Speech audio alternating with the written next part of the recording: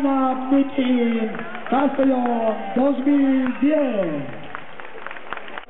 Misol, Ángel Boncool, Cherry Temptation,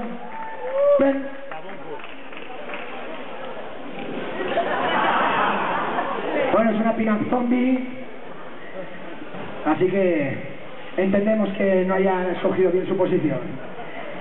Penélope y Black Bone Cherry.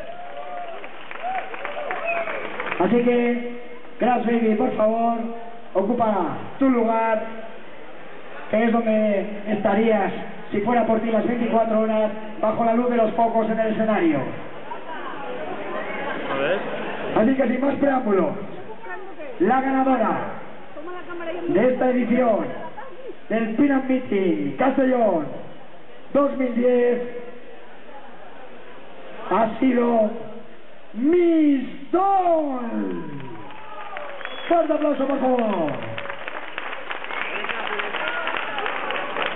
Ahora le dejo en la cámara, que una foto y lo hacemos.